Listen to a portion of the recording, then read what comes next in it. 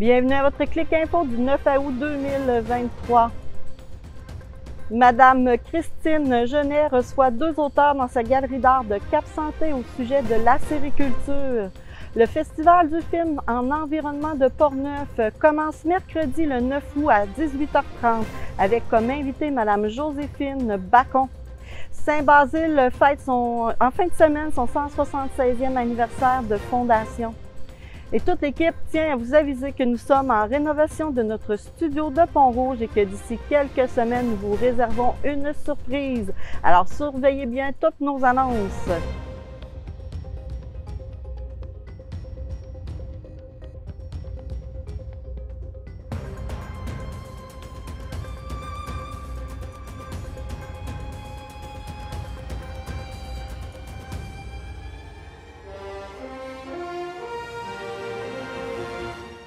Malheureusement, la Sûreté du Québec a annoncé que lors des vacances de la construction, il y a eu une hausse alarmante des décès sur la route.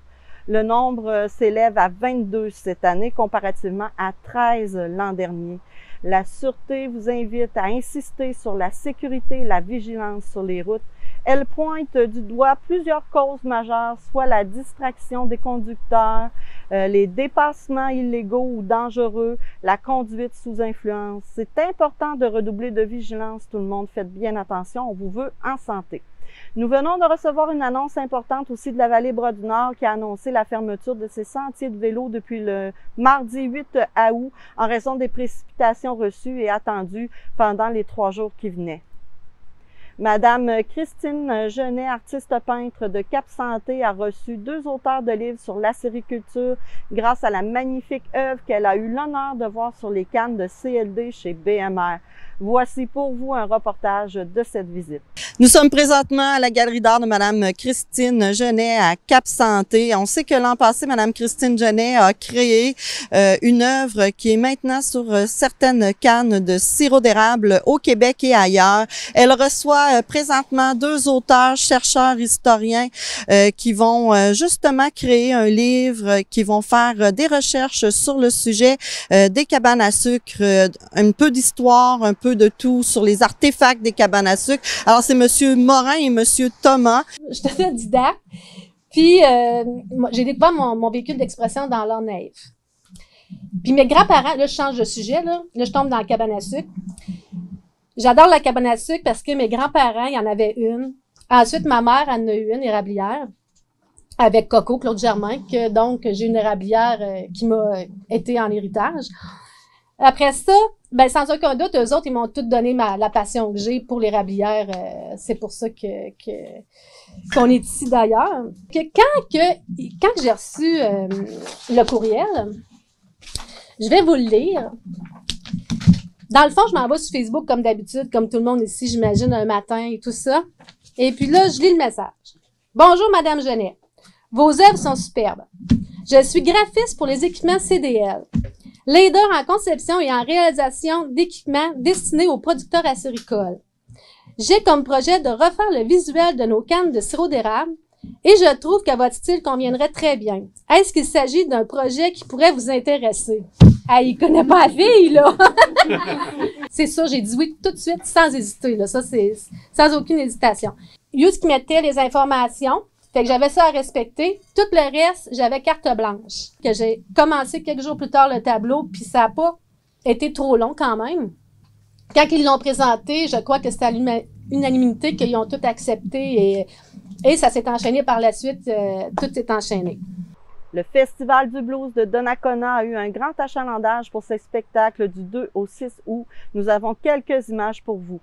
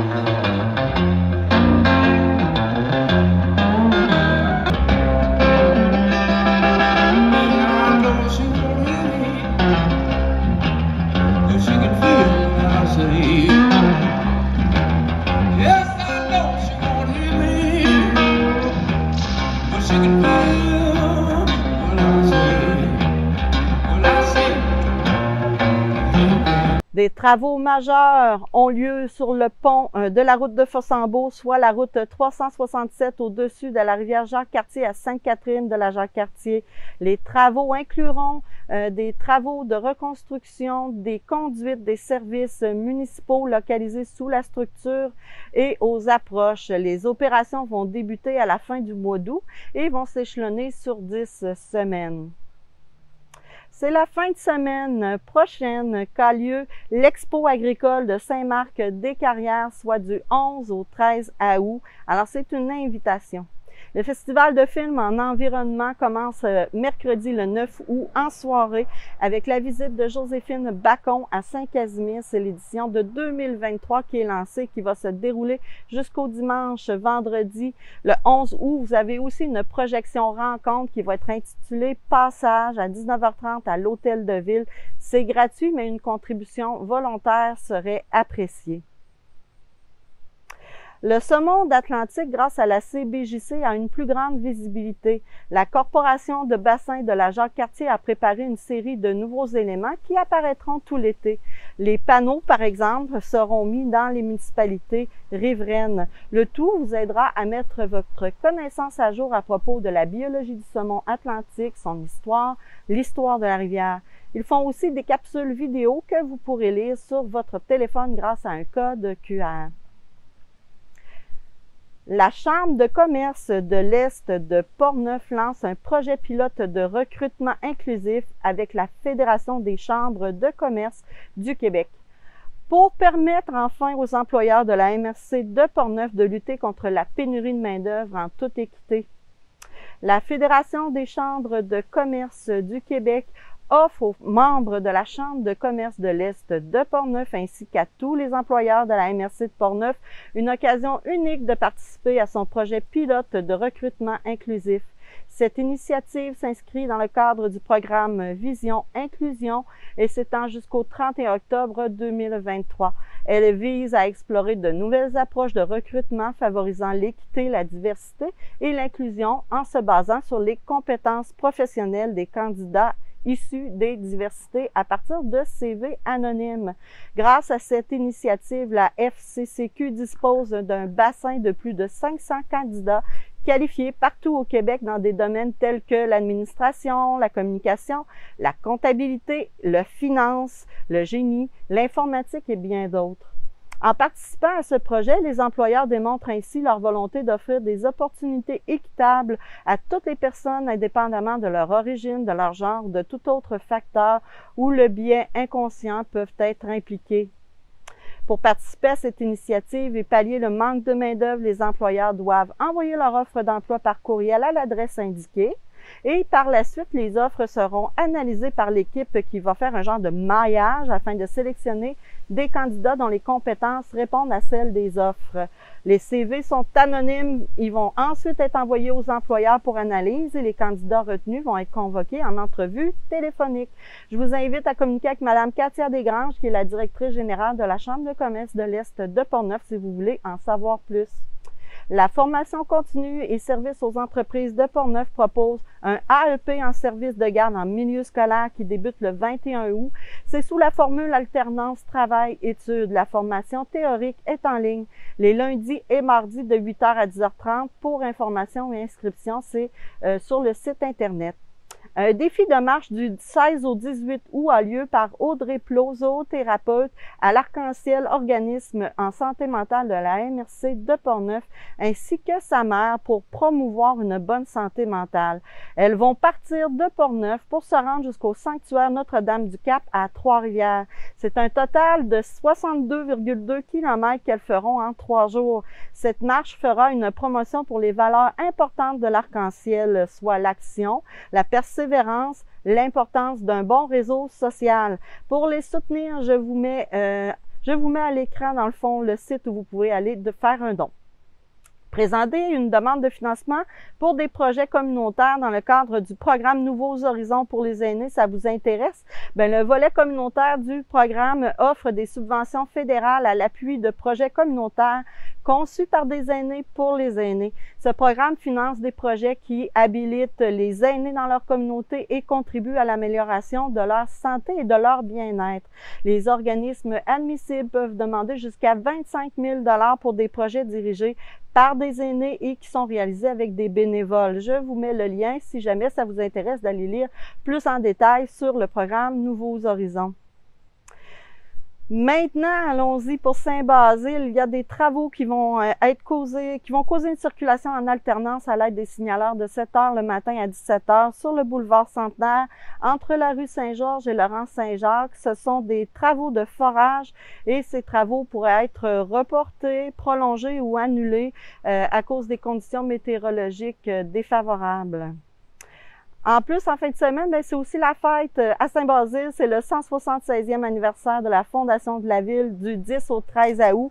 Toute la fin de semaine sera pleine d'activités, de spectacles pour toute la famille. Prenez note que samedi, le 12 août, de 11 h à 15 h, vous avez un party de mousse au parc de l'Avenue, au Centre Nature. Il y aura des jeux gonflables, un beach party, un volley party, de l'animation, des prix de présence et plus encore. La route 365 de Saint-Raymond à partir de Val-des-Pins ou le parc industriel jusque vers le bas de la Côte-Joyeuse ou la jonction rue Saint-Cyril-Saint-Jacques semble être problématique. Cette route a vu de nombreux accidents et le fait que l'achalandage augmente d'année en année n'aide pas à la rendre sécuritaire. Nous sommes allés voir par nous-mêmes et nous avons posé des questions pour justement vérifier si c'était vraiment la route qui était problématique. Voici donc le reportage. La route 365 à Saint-Raymond est-elle si dangereuse?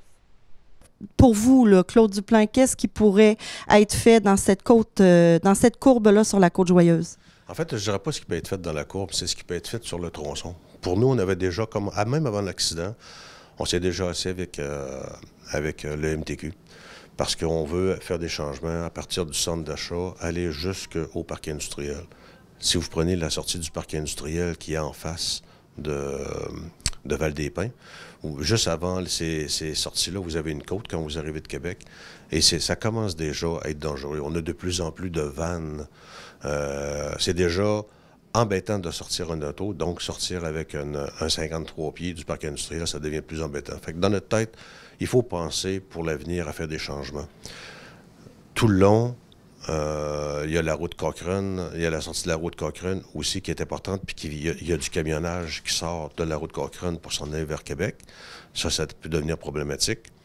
Vous vous emmenez, puis après ça, là vous croisez un nombre incalculable calculable, mais de commerces, OK? En commençant par Pizza West. Vous avez le garage, le garage de motoneige, vous avez Dion Moto. Et plus vous vous emmenez vers Saint-Raymond, plus vous avez de commerce. Et l'achalandage, depuis la pandémie, a excessivement augmenté comme partout ailleurs. On voit que on pensait que le télétravail, il y aurait moins d'achalandage, mais on s'aperçoit qu'il y en a beaucoup, surtout pendant les heures de pointe. Donc, seulement que sortir, exemple, de la station-service sur la côte, des stations-service, puis il y en a plusieurs, sortir du centre d'achat, c'est problématique. Oui, à côté du dépanneur que vous avez sur la Côte-Joyeuse, tout de suite à côté, vous avez l'entrée du parc de la Tourbière, du parc résidentiel de la Tourbière. Vous avez à côté de ça la garderie, OK? Et d'autres commerces. Fait que tous ces commerces-là, c'est problématique. Là, ce qu'on pense, c'est qu'il va falloir installer des lumières, OK? Un autre exemple, la route des Pionniers, coin 367 et route des Pionniers. On est en train d'aménager le parc sportif. Quand le parc sportif va être complété, puis même avant, il va y avoir beaucoup de circulation venant de la Côte-Joyeuse vers la route des Pionniers. Donc, il va falloir sortir plus aisément. On pense déjà à mettre une lumière dans ce coin-là. Et la lumière dans ce coin-là, elle va possiblement avoir une répercussion jusqu'en bas de la côte pour la rue Saint-Jacques. C'est quand vous avez une file d'auto qui descend de la Côte-Joyeuse, et que là, la rue Saint-Jacques, ceux qui veulent virer à gauche sur Saint-Cyril sont obligés d'attendre, mais là, ça risque de créer un certain laps de temps où on va pouvoir justement passer. C'est ce qu'on est en discussion avec le MTQ, puis ça, on a commencé cette discussion-là. Donc, je suis avec Stéphanie. Stéphanie, on va parler un peu de la problématique de la route ici. La courbe est pas loin. Tu me parlais qu'il y avait des problématiques. Je te laisse nous en dire un peu plus. Oui, effectivement. Ben, les gens, c'est sûr qu'ils respectent rarement la limite de vitesse. Donc, avec la courbe qui est en approchement, là, quand il arrive les heures de pointe, comme le matin très tôt ou encore vers 4-5 heures, sortir des commerces, c'est très difficile. Surtout quand on va dans l'autre sens, on doit traverser les deux voies. Ça peut prendre jusqu'à 5 minutes avant d'être capable de traverser les voies pour pouvoir se faire une place pour rentrer sur la route. D'autant plus que l'hiver, il y a la trail de skidoo qui arrive tout près. Donc, en plus, il y a des skidoos qui traversent juste ici. Fait qu'il y a beaucoup d'achalandage.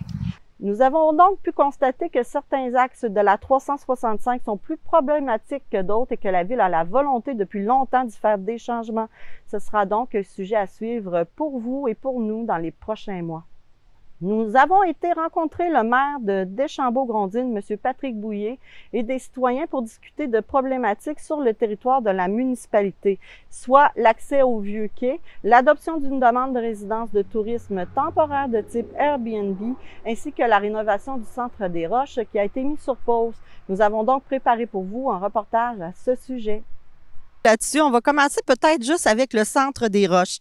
J'ai appris dans le fond que le projet était repoussé pour des raisons financières lors de votre dernier conseil. Peut-être nous expliquer un peu plus la situation? Oui, ben bonjour Chantal. Ça fait plaisir d'être avec votre gang, avec les auditeurs, avec l'équipe technique de Clic Portneuf TV. Ça fait plaisir. Sur la question du Centre des Roches, disons, c'est pas une décision, c'est une orientation que le conseil, on a dévoilée sur notre site web. Orientation qui a changé avec le projet, puisque oui, il y a des coûts plus importants qu'on le croyait.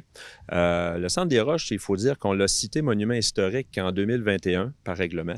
C'est un bâtiment qui n'est pas si vieux, qui date des années 40, mais on voulait lui redonner un peu la prestance qu'il avait avant qu'il ait son revêtement de tôle qu'on connaît aujourd'hui. Puis on voulait redonner ses belles fenêtres là, cintrées là, en bois. Alors, il y avait un beau projet là-dessus, mais on parlait vraiment de faire comme, excuse-moi l'anglicisme, là, un facelift un peu au bâtiment. Et puis, à l'époque, on avait demandé une subvention au programme en patrimoine de la MRC. On avait obtenu, c'est tout récemment, on a obtenu une subvention d'une aide financière de 350 000 à l'époque, 350 000 c'était pas si mal. Mais quand on a fait réévaluer le projet, on en arrive avec un projet autour de 1,3 million, 1,2, 1,3 million. Ça, c'est avant appel d'offres. Alors, oui, avant appel d'offres. Alors là, on est vraiment dans un ratio plus de 60-70 d'implication du milieu dans le projet. Dans le fond, moi, je comprenais pas trop le dossier de l'accès du quai. Je sais pas si tu peux nous expliquer un peu d'où ça provient. J'ai écouté les derniers, là, puis là, c'est arrivé comme on ferme l'accès au quai. J'ai entendu que c'est une question de sécurité. Ouais, c'est ça. Est-ce que tu peux nous l'expliquer? Bon, de un, il n'est pas fermé. Okay. Bon. On a eu des représentations de la part de citoyens, en fait, ceux qui habitent à proximité, et principalement ceux qui habitent de part et d'autre de cet accès au fleuve. Il y a un accès public, là. C'est l'ancien quai de Grondines, qui est un accès public au fleuve. Et là, à cet endroit-là, il faut juste préciser en partant, les lots, contrairement à ce qu'on voit ailleurs au Québec, ils se poursuivent dans le fleuve. Oui. Au niveau de la matrice graphique, là, au niveau du cadastre, excuse-moi, les lots se poursuivent dans le fleuve. Même j'ai vu qu'il y en a qui ont mis des genres de clôture. Ouais, ils ont essayé de mettre quelque chose pour contrôler les usages, les accès. Mais alors, on a eu des problématiques, tu sais, des comportements un peu délinquants sur ce site municipal, des gens qui, faisaient leurs besoins. On a vu des gens faire de la musique à 11h30, minuit le soir, des gens faire le party. C'est un petit peu plate pour les citoyens qui habitent de part et d'autre. Donc, c'est là-dessus que la municipalité s'est dit, est-ce qu'on ne devrait pas mettre ça, revoir un petit parc aussi en avant là, qui a été fait, puis revoir un petit peu la vocation future de ce site-là. On sait qu'on a déjà le quai de Grondines, le vrai quai, qui est un équipement récréonautique extraordinaire. Nous, on veut vraiment développer cet accès-là. Il y a des projets, le projet Zone Fleuve qu'on appelle, tout près d'1 demi-million de dollars qu'on va mettre là, dans les prochains mois, les prochaines années pour revamper tout ce secteur-là. Fait qu'on se dit, est-ce qu'on doit vraiment conserver ce petit accès au fleuve-là qu'on a dans le secteur de la caserne de Grondines? La question se pose. Maintenant, il y a eu des représentations citoyennes qui ont été faites à la dernière séance du Conseil. Il y a une pétition qui a été signée, tout près de 70-75 noms. Puis je remercie d'ailleurs les gens qui ont fait ça. C'est un bel exercice démocratique. Ce que je peux dire, c'est qu'on va tenir compte de ce que les gens nous ont émis comme commentaires. On comprend qu'il y a comme 3 enjeux. Il y a le parc qui est devant la caserne, le parc qui donnait accès au fleuve. Il y a l'accès lui-même au fleuve. Puis il y a le fait de garder ou non des terrains, propriété municipale. Ouais. Alors, on doit se questionner là-dessus. Mais il n'y a aucune décision de prise à l'heure où on se parle. Tout ce qu'on a fait, nous, c'est demander à la MRC de Portneuf, puis au Fonds de développement pour les collectivités durables d'Alcoa, si on pouvait prendre les équipements qui sont là, puis les déplacer vers notre gros projet du quai. Les Airbnb.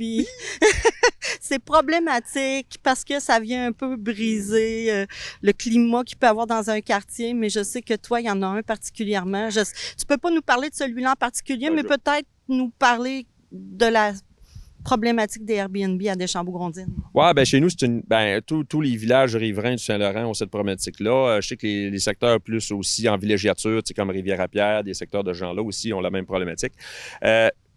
On est un village qui se développe beaucoup pour son tourisme. Alors, on ne peut pas ne pas compter là-dessus. C'est une offre d'hébergement, comme une autre. Ça nous permet de diversifier notre offre d'hébergement. Cela dit, il ne faut pas que ça se fasse au détriment de la qualité de vie des citoyens. Ce qui s'est passé dans la dernière séance du Conseil, s'il y en a qui ne l'ont pas entendu, vous irez voir l'enregistrement, c'est qu'il y a une demande d'usage conditionnel qui a été faite pour un Airbnb, une résidence de tourisme, dans le secteur du village de Grondines.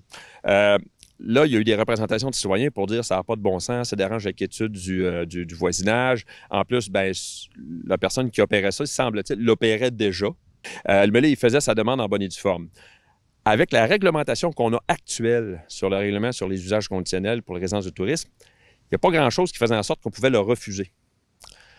Alors, les membres du Conseil ont eu la difficile décision d'accepter. Ça a passé en majorité. Ça pouvait verser d'un côté comme de l'autre.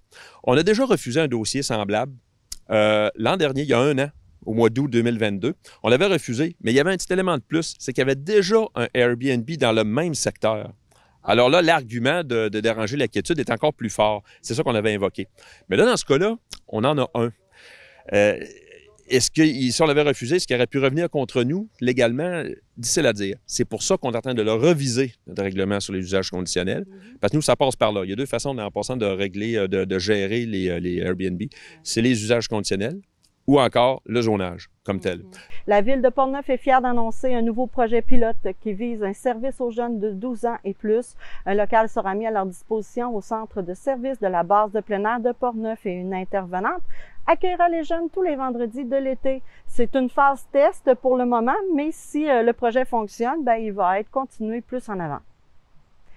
À Donnacona, maintenant, la Licorne ferme ses portes du 5 au 20 août pour des rénovations majeures sur la bâtisse et seront de retour le 21 août pour vous, les jeunes de 50 ans et plus.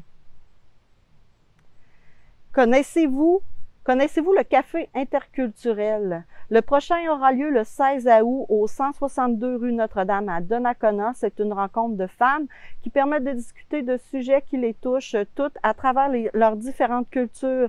Donc, le prochain se fait sur les trucs pour avoir une belle rentrée scolaire avec nos jeunes. Vous devez réserver à l'adresse courriel à l'écran. Le tournoi bénéfice de Balle Donnée 2023 du Hockey Métal Perrault a lieu sur le terrain de baseball de Donnacona les vendredis 15 et samedi 16 septembre. Faites vite car les places sont limitées. Puis le maïs de Neuville est de retour sur le marché de l'alimentation du Québec. Nous sommes allés faire un tour à Neuville pour voir si tout se passait bien et si le maïs était toujours aussi bon. Mais saviez-vous que le maïs de Neuville est certifié par une appellation réservé qui s'appelle IGP, qui signifie Indication géographique protégée?